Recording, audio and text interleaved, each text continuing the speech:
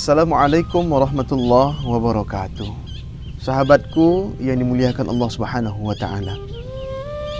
Ketika putri Rasulullah sallallahu alaihi wasallam Fatimah Az-Zahra bertanya kepada ayahandanya, "Wahai ayahandaku, apa bencana atau musibah yang diberikan Allah kepada orang yang menyepelekan sholat, kepada orang yang lalai terhadap sholatnya, kepada orang yang bahkan tidak sholat?"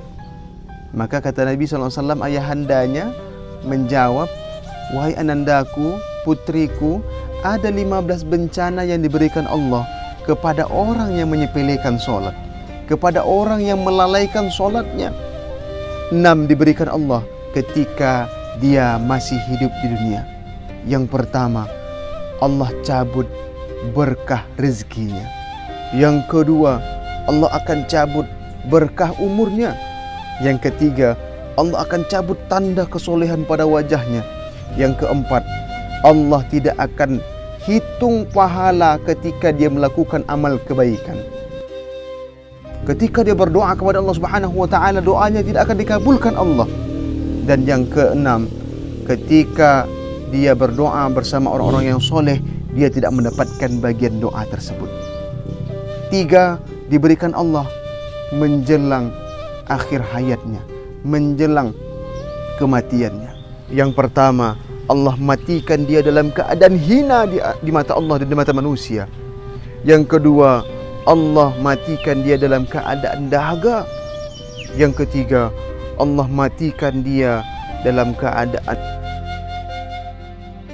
Dan 3 diberikan Allah ketika berada di dalam kuburnya. Yang pertama, Allah akan sempitkan kuburnya. Yang kedua, Allah akan kirim malaikat untuk menakutinya ketika dia berada dalam kubur. Dan yang ketiga, Allah akan gelap gulitakan kuburnya. Dan 3 diberikan Allah ketika pada hari kiamat dibangkitkan Allah. Yang pertama, Allah akan kirim malaikat, suruh malaikat untuk menyeretnya dengan posisi terbalik, kepala di bawah, kaki ke atas. Yang kedua, Allah tidak akan melihatnya pada hari kiamat. Dan yang ketiga, Allah akan hisab dia dengan hisab yang sangat-sangat sulit, hisab yang sangat-sangat dipersulit oleh Allah Subhanahu wa taala. Sahabatku yang dimuliakan Allah Subhanahu wa taala, inilah 15 musibah yang diberikan Allah Subhanahu wa taala kepada orang yang melalaikan sholat, menyepelekan sholat, bahkan tidak pernah sholat sama sekalipun.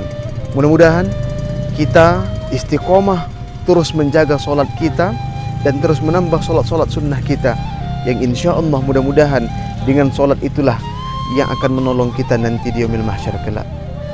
Terima kasih. Assalamualaikum warahmatullahi wabarakatuh.